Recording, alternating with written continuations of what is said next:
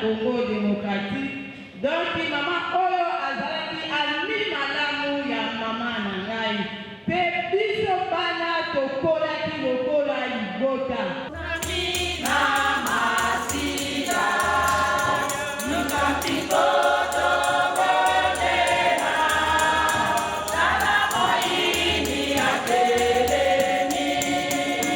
Mama oyo anasali na ye.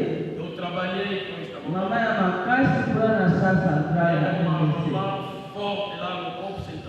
Mama oyo na poste na ye wana ozotanga ba auditoire ya semaine nyonso ebaka ya sala.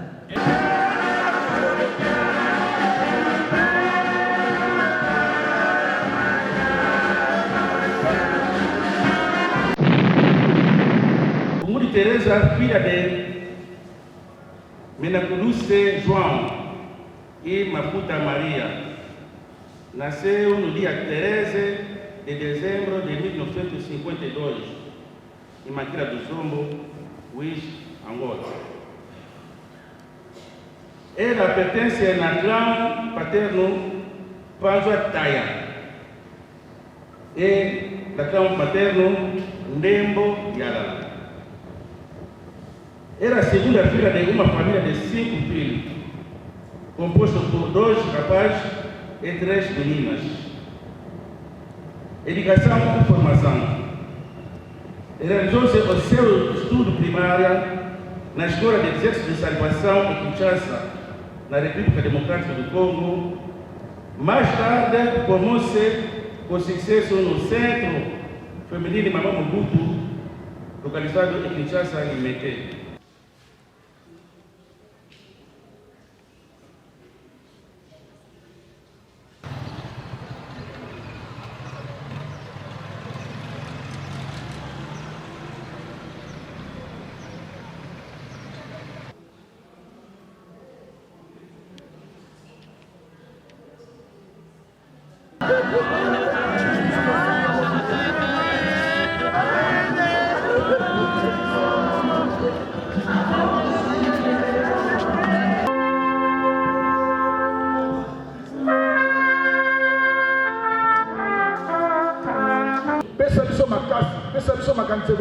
To célébrer Kilti Oy.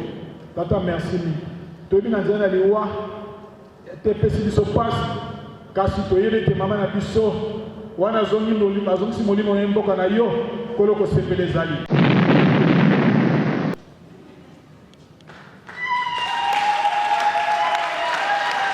Vou convidar a mamãe Coronel Lídia. Tukusenga mama Colonel Lídia. Ele vai falar algumas palavras. Primeiro,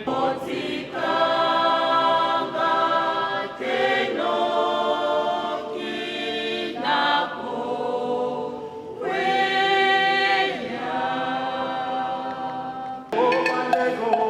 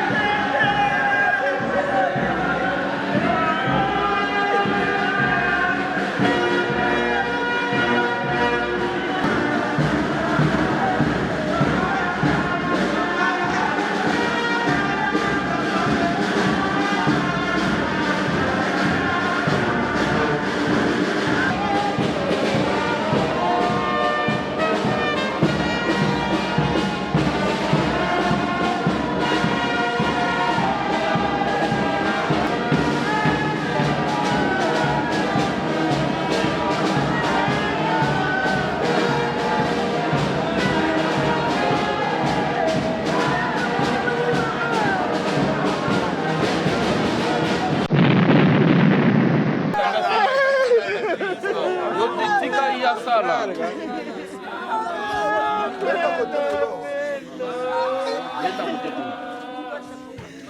Então, esta bandeira, nós os salvacionistas, nós o respeitamos através da mensagem forte que ele nos traz, que o Deus que nós acreditamos é um Deus santo. E nós devemos viver a vida de santificação.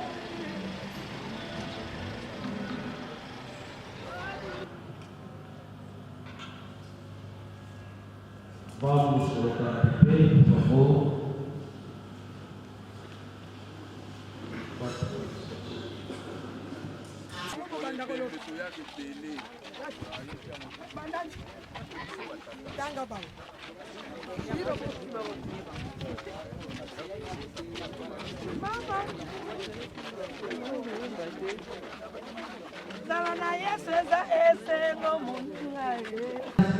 Pwede kumuna ebele na batu kodimisa yango te solo ye asalela te kuna na kongo lobi koyoka koyanga na esala bato wana nazosolo na bandeko mama oyo atatola mpo na yo.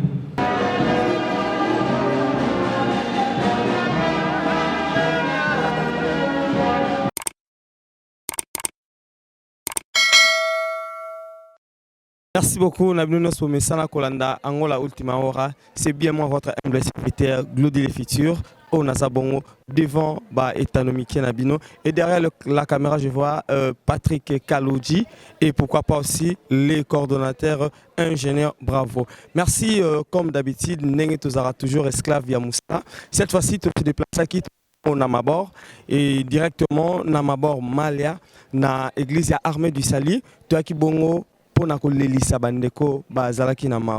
Il s'agissait très bien de la perte d'une personne très chère. Il s'agissait de la maman pour les autres, Babi Kokope pour na misusu na kombo ya Bungudi Teresa Obongo aute kozong sa moli monae et pas yankolo yango équipe ya Angola Ultima Hora et yaki awa pour la couverture enfin qui va payer sa information nenge to mesana ko pesa bino ba information.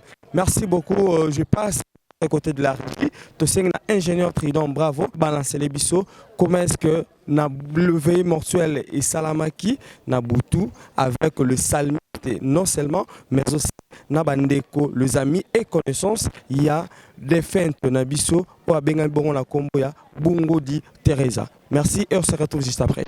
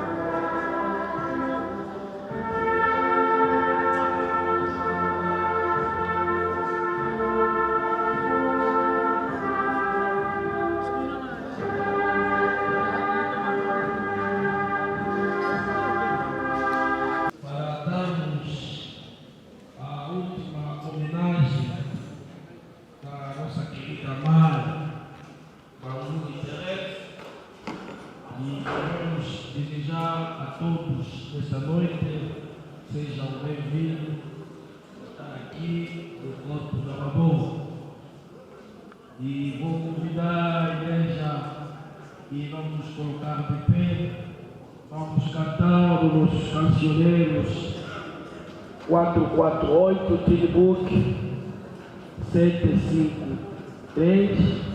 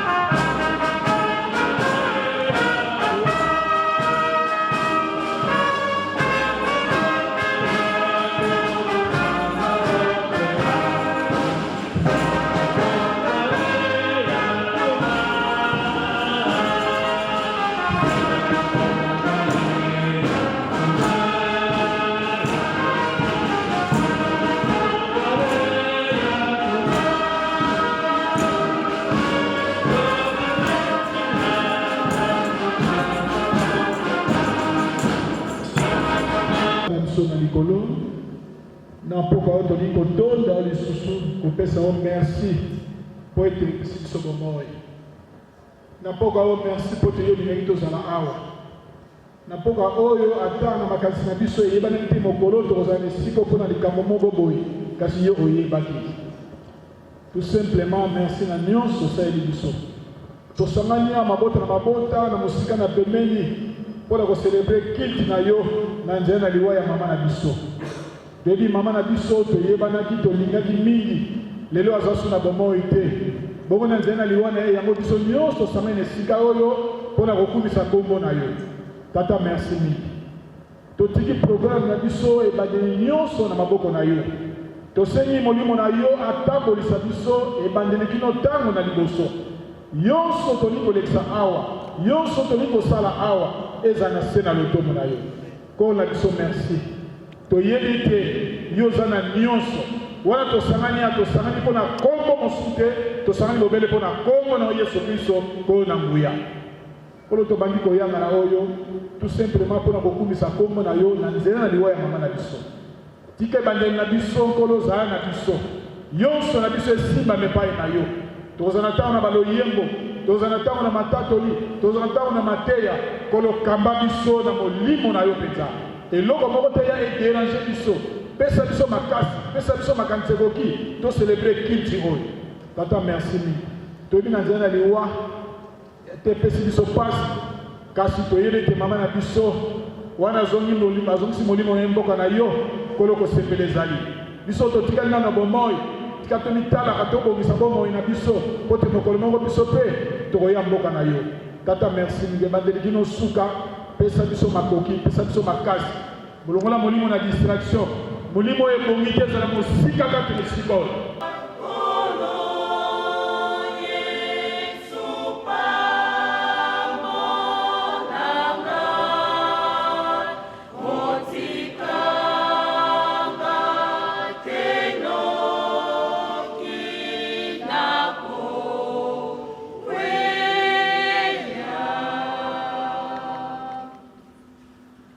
Angola, Lisa.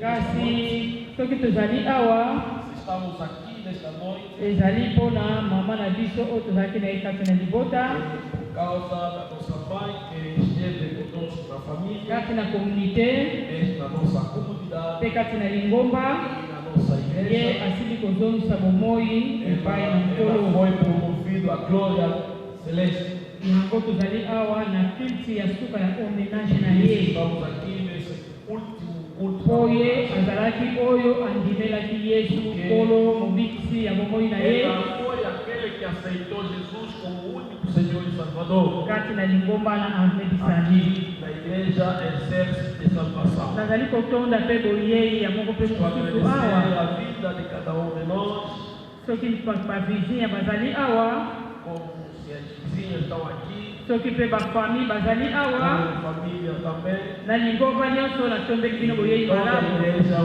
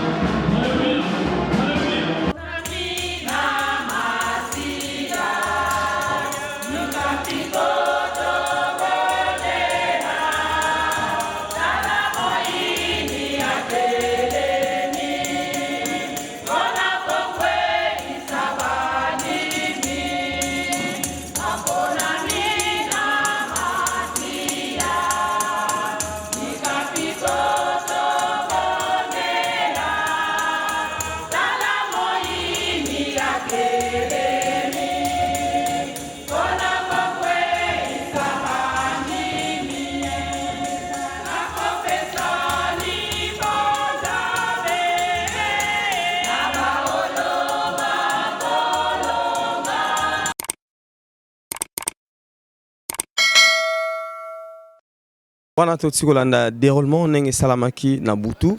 On avait le moment il y a prédication, tozaki na moment il y a témoignage, ainsi que ba moment il y a louange, il y a wana tolanda. Alors na tongo oyo to senga lisusu de l'autre côté de la régie va proposer comment est-ce que arriver à corps et salamaki parce que corps et bimaki na tongo ya lelo ndenge nini arriver à corps et salamaki tozaki petan koleka na prédication.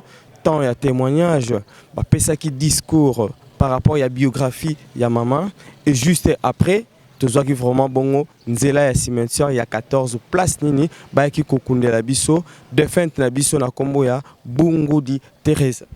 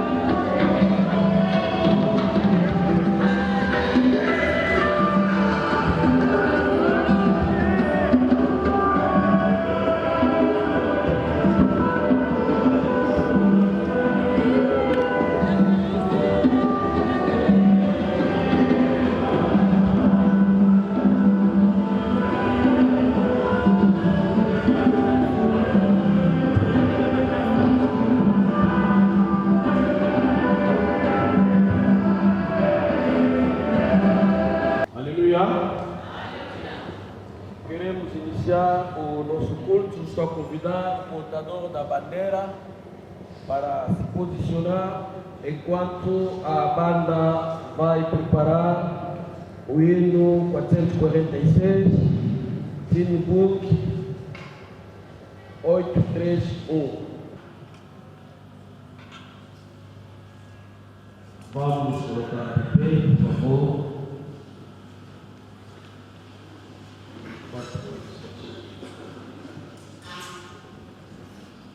Do leste milhares virão e do reino de Deus sentarão, multidão remida de cada nação, sim, do reino de Deus sentarão.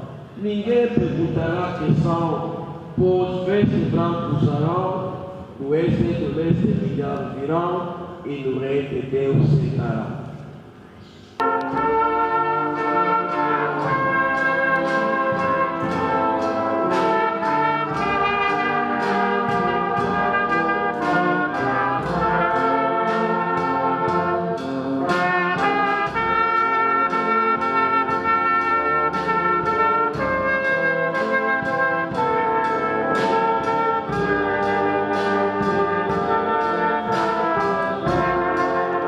termine déjà.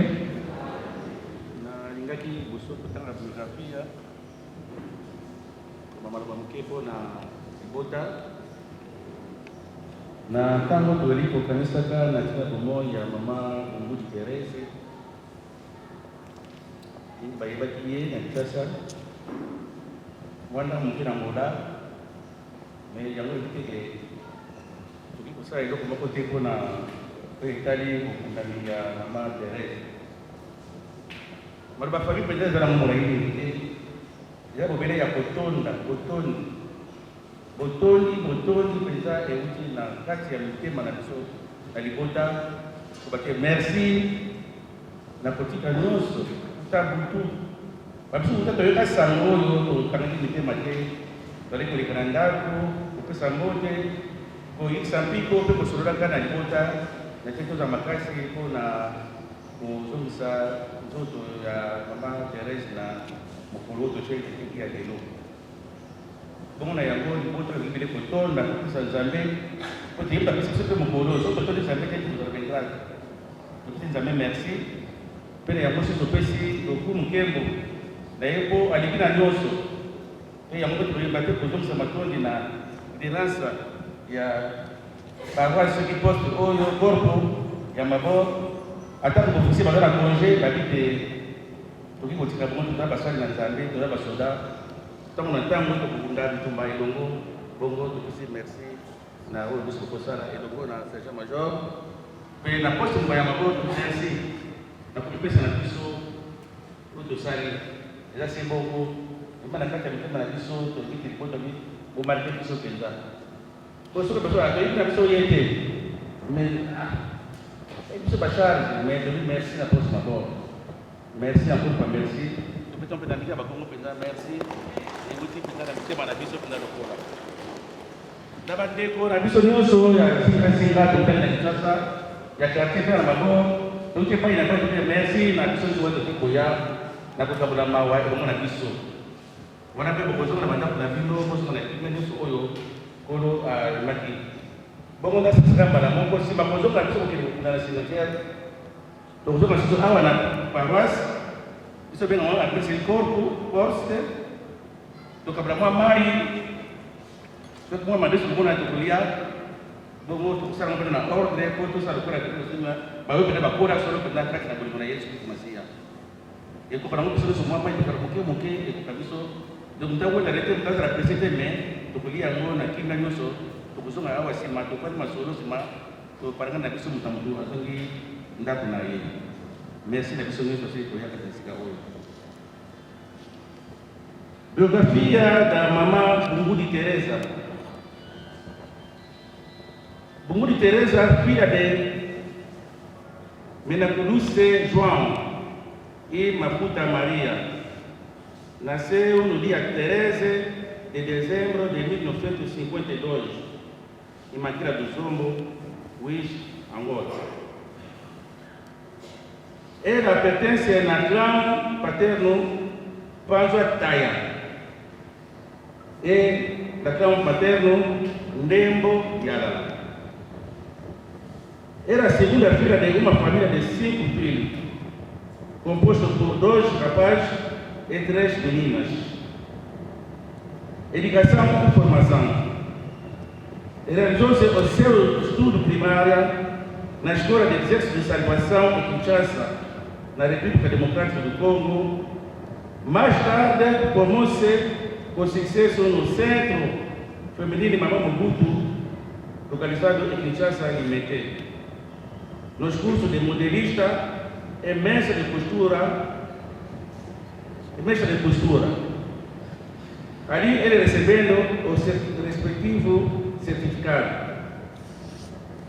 Vida profissional. Trabalhou na confecção da Unatra sob a direção da senhora Madi. A senhora Madi era a diretora dele. Olha que trabalhou junto com a mamãe Major Passi, com a mamãe Verônica Ludiazo, ele trabalhou junto naquela época, naquela confecção da Unatra. Exerceu também a atividade no comércio informal no grande mercado de Kinshasa. Ela trabalhou em casa, dedicando-se à costura de túnica e bandeira para o exército de salvação.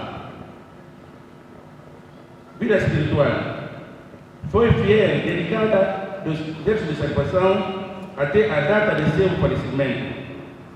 Serviu como soldado do Corpo Central de Kinshasa.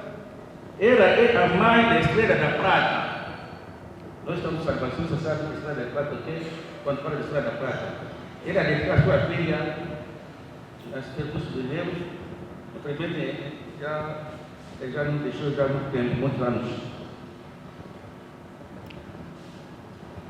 Ele foi também corista, cadete locais e membro ativo da Liga do Lar no Corpo Central de Kinshasa. Família, casado com o papá Muzango Maruquém. Mais de 3 filhos, área de Aquece, capitão Mami Muzango, Leco em memória, Gui Muzango em memória. Ele deixou também 8 netos e uma bisneta. Faleceu no sábado, dia 9 de agosto de 2025.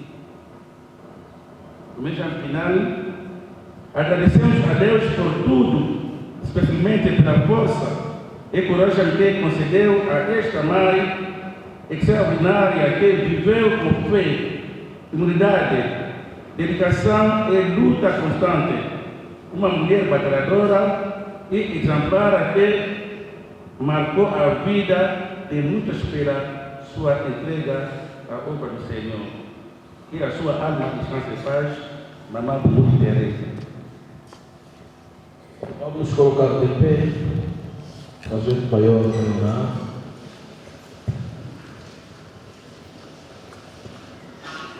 Napenda tanto mpona lisusu na ntango oyo po tozali bolingo. Merci po ete bolingo na oyo ezali kobatela biso uta butu tozalaki na esika oyo mpona kokanisa na ntina na molimo na mama na biso mpe kino na ntango ozali kotambolisa biso. Merci mpona oyo nyonso ozali kosalela biso. Tozali kotika kontinuité na programme oyo na maboko na yo. Tambolisa biso kolongola nzoto oyo kino kokende na cimetière nkolo ozala elongo na biso. Mama oyo wana tobikaki na ye malamu kuna na Congo démocratique. Donc mama oyo azalaki ami malamu ya mama na ngai. Pe biso bana tokolaki lokola libota. Liboso tokende na ye na bisika na ye suka ke esta mulher nyonso oyo mama oyo azalaki pose ela jalousa. Mais lelo aza liso na bomoi te. Ele deixou uma grande família. Mais yakiki libota monene. Essa família que ele deixou, pelas testemunhas que nós acabamos de ouvir, achamos bem que deve haver uma continuidade.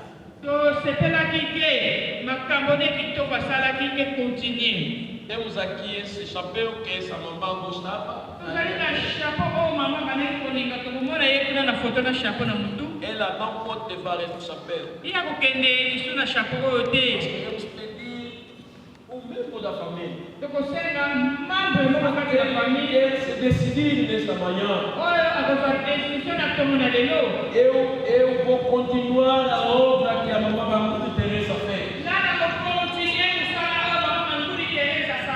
Que ele deixou um bom testemunho.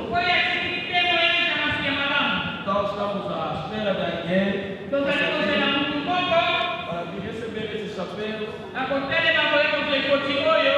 ser continuidade.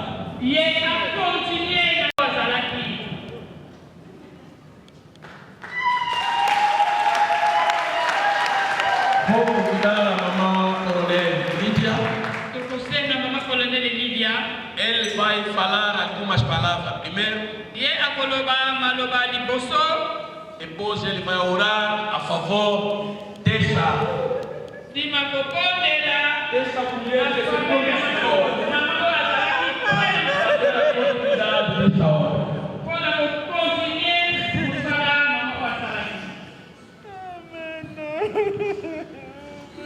Aleluia. Nós estamos Vamos agradecer a Deus.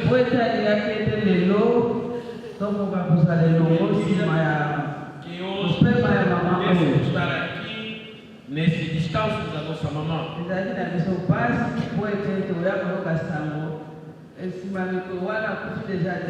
Era um caso difícil nós ouvimos essa notícia depois. Vivemos aqui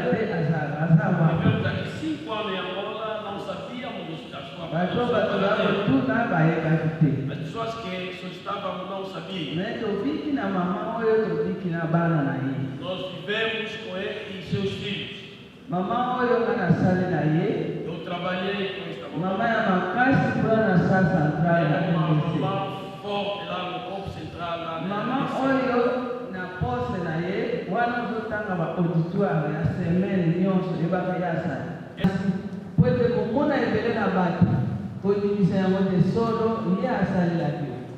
kuna na kongolo bikoyoka moyanga na esala bato wana nazosola na bandeko mama oyo atatola mpona yo.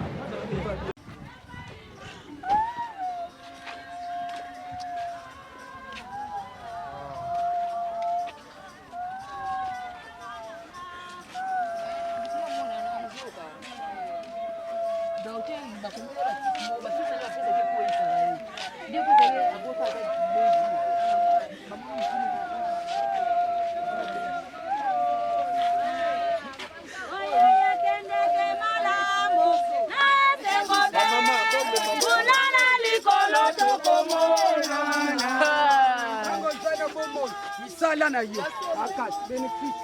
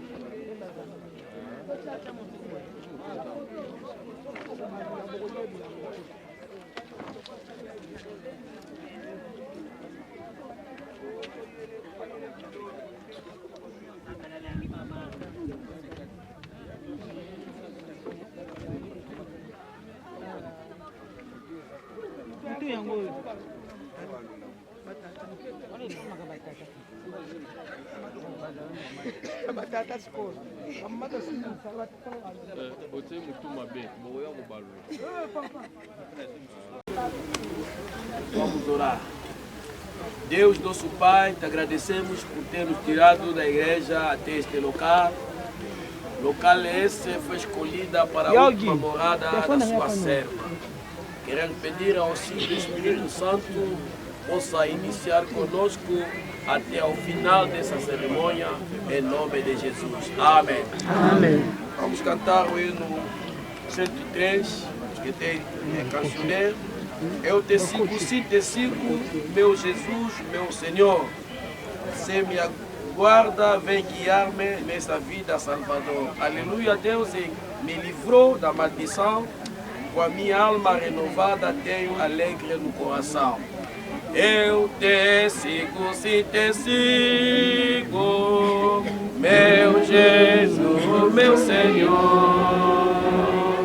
Se me guarda, vem guiar-me nesta vida, Salvador. Oh, aleluia, aleluia, Deus em Cristo, me livrou da maldição. Com minha alma renovada, tenho alegre nova. Oh, aleluia, aleluia, Deus em Cristo, me livrou da maldição. A minha alma renovada, tenho alegre nova.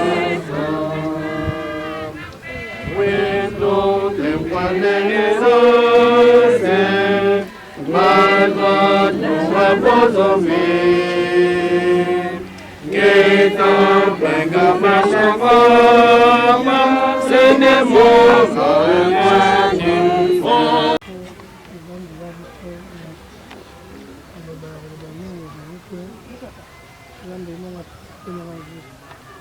nasalaka kimia akokima makasi kozotikali na bana na bakozolanga kimia peut-être molimo na ye mpe na kimia.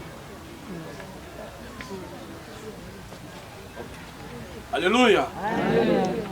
Já pregamos muito lá na igreja, mas aqui queremos apenas fazer uma reflexão na palavra de Deus, na 1 Tessalonicenses 4,14, onde a Bíblia nos chama essa atenção, porque se cremos que Jesus morreu e ressuscitou, assim também aos que Jesus dorme, Deus os tornará a trazer com ele. Queridos, ou querida família, irmão, na fé, aqui queremos depositar o corpo da nossa mamã na terra, mas a sua alma já está segura com Cristo. Conforme ouvimos que a morte não é o fim para aqueles que estão em Cristo Jesus, mas apenas uma passagem para a vida eterna. E nesta hora o despedimos com dor e saudade, mas devemos ter a esperança firme de que um dia nos reencontraremos na presença do Senhor, onde não haverá mais lágrimas, nem assim a separação. Então, deixa que nesse momento da despedida, que cada um reflete para a sua vida. Se a morte não é o fim, é o começo de uma outra vida com Cristo, será eu vou beneficiar dessa graça. Um dia, quando eu deixar essa terra, vou estar naquele lugar onde Ele foi nos preparar. Quero te recordar as palavras do salmista, mas usando apenas o verbo ser. E que esse verbo ser seja para a reflexão de cada um de nós. O salmista disse no Salmo 23, o Senhor é o meu pastor, nada me faltará. Aquele verbo ser, o é. Então faça essa reflexão. Será o Senhor é mesmo meu pastor? O Senhor é que guia a minha vida? O Senhor é que está no centro do controle da minha vida? Se ainda, faça uma reflexão agora. Decida esta hora para que não haja nenhuma condenação. Porque os que estão em Cristo, a Bíblia diz que não haverá condenação. Nós vamos nos transformar, seremos consolados. Então que Deus nos ajude, cada um de nós, na partida da nossa mãe, que possamos refletir que ninguém é permanente nessa terra. O escritor dos Hebreus disse mesmo isso. Não temos uma morada fixa ou temporária. Quer dizer, a nossa vida aqui é temporária. Somos peregrinos. Conforme estamos a deixar essa mamã, amanhã também poderão vir me deixar, amanhã também você pode ser. Mas deixa que o Senhor seja o seu pastor, seja o seu guia, que te oriente, para que quando a morte vem, não seja impedimento, mas seja uma passagem para a vida eterna. Que Deus abençoe a sua palavra. Amém.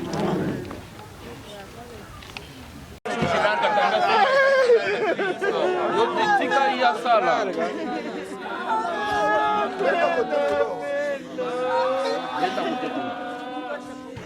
Venda kote kuna.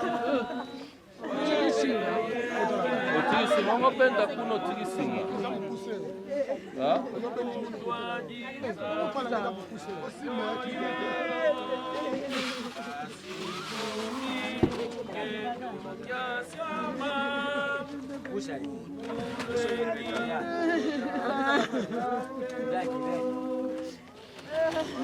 Ok.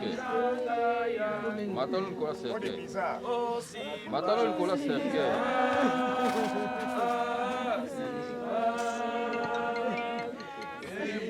Moyo kono na moya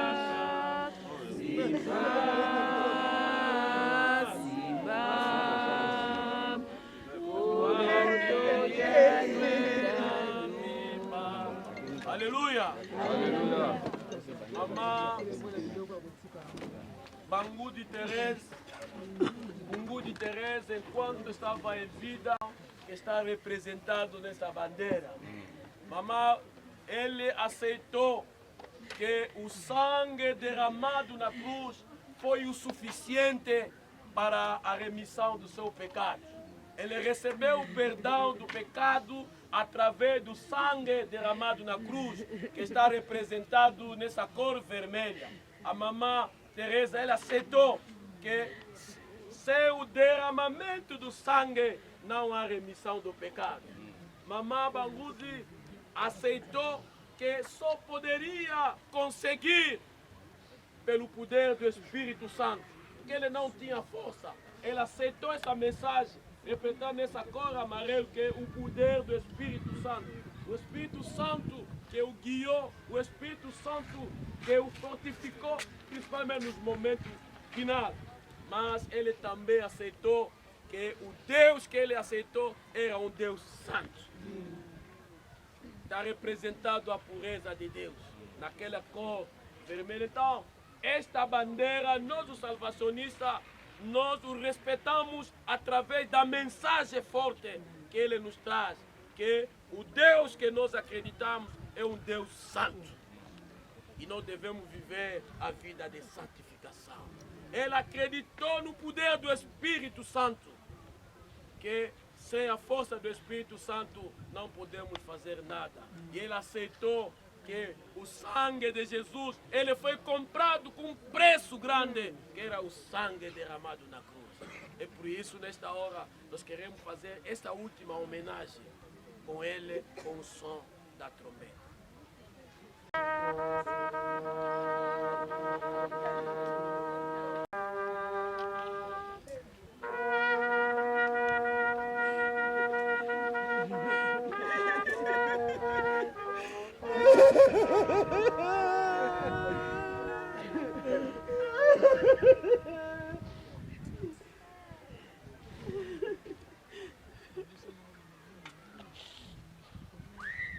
Visto que aprova, ó Deus, receber a nossa mamã Bangu de Teresa, entregamos seu corpo à sepultura, terra a terra, cinza e cinza, pó ao pó, certo da ressurreição para a vida eterna, mediante o nosso Senhor Jesus Cristo. Deus abençoa e conforta os enlutados. Amém. Amém. Deus ajuda a nós que ficamos para sermos fiéis até a morte. Amém. Amém. Deus abençoa o exército de salvação. Amém. Amém. Oremos. Santo e eterno Deus, obrigado por esse momento que acabamos de passar para recomendarmos o corpo da sua serva terra. Senhor, reconhecemos que não é o fim, mas é o começo de uma outra vida, uma nova vida junto de Ti, Senhor.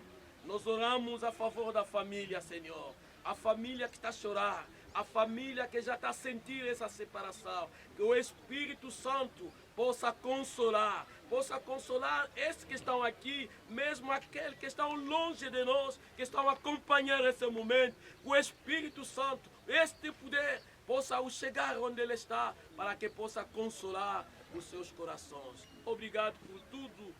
Oramos em nome do nosso Senhor Jesus Cristo. Amém. Amém.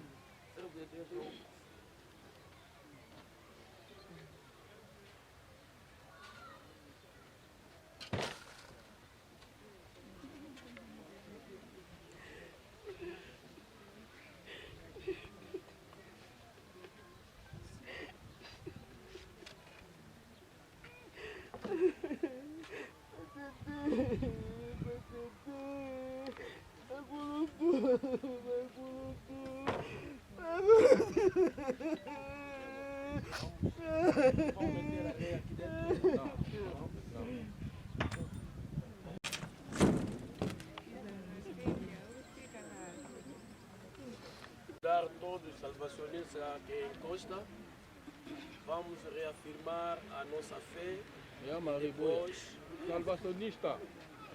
Depois o Papa Coronel vai finalizar esse momento para podermos voltar. As promessas do meu Salvador, vou cantar louvor ao meu Criador. Hei de confiar no seu incenso amor, firme nas promessas de Jesus.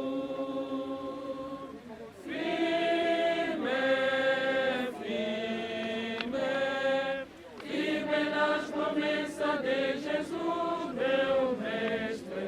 Firme, firme,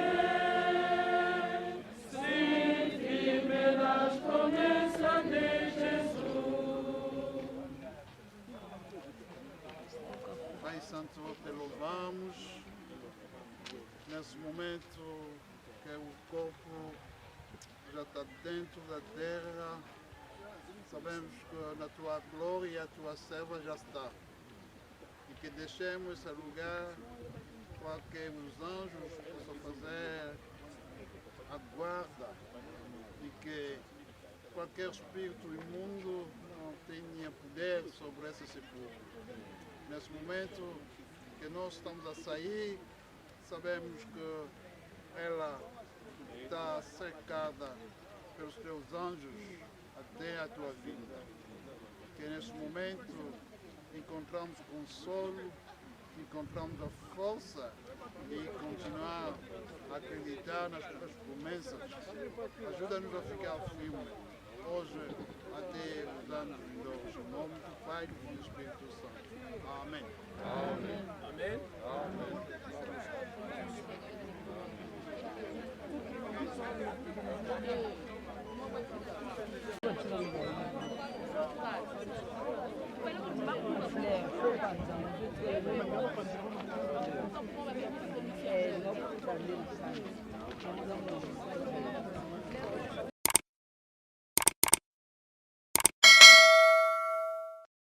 Merci beaucoup. Bobby Toza Awa na une de personnes, il fait partie de la famille. Pour découvrir. Bonjour Mdeko. Bonjour papa. Mes condoléances. Merci. Alors, tu as participé à mon événement et salami. Tu as dit que la responsabilité de la chapeau ya maman. Ou azaki bongo selon le témoignage modèle au sein de l'église ya salmiste. Est-ce que vous avez vraiment la capacité ya ko assumer responsabilité comme il faut? Cause la modèle n'est maman zalaki à travers cause chapeau na eza rola cause charge. Oyo atiki na maboko na c'est mukumba tikelio. La capacité là. Premièrement déjà ça a déjà l'activité na active de l'activité depuis Congo. Si na komi awa na bungisa kite lembo na ngai o nazali na continuer nazo continuer na oti lelo ko saila nzambe. Alors tu pensais déjà à chapeau depuis kala ou bien idée ya kika lelo sur place ou bien comment? Dans le monde ko penser la honte. Mais qu'est-ce qui a fait que ozo courage wana roté le ma jusqu'à ce comme liboso ou le baké qui réellement au ozo chapeau wana? Ya parce que courage courage au téléma pour que na continuer musala ya bande ko sala. Ya tiki moi qui na chapeau ça te donc endo senga mutu moko remplacer pour que continuer ba œuvre na do sala nzambe. Merci beaucoup pour Nathan. Parce qu'on a accompagné qu'il y a d'autres familles qui ont RDC Bayaki, Moussou Bazar déjà. Ah ok. Alors message nous relancé na bande konyo so ba ko accompagner bino na temps où il y a difficulté ou bote ko perdre maman Alex ça dit maman pena pona yo. Ouais. Vraiment na koloba na ndeko nyonso tu o disposer ki temps na ye ko ya ko kabola na biso mawa. Vraiment de ma part nazo remercier mutu nyonso tu o ya zo ki temps pena ko ya ko kabola mawa na biso kat na osika ko uta lobby ti totani tonga lelo to accompagner corps ti na cimetière à peine que to ti pe ko zonga to za continuer toujours à na église. Donc nazo remercier mutu nyonso tu o akaboli na biso mawa penza. Merci papa Paulo pour Nathan. Ouais, merci vraiment. Wana et za déroulement nenge salamaki na cimetière et pour le moment toza awa place nini matangelekaki après avoir nyonso kosala esengelaki famille ba recevoir bato nyonso ba kotala bango yango ne tozomona mwa mai molo kolia ezalaki wana. Merci Roman Abino nyonso bomesana toujours kolanda angola ultima hora.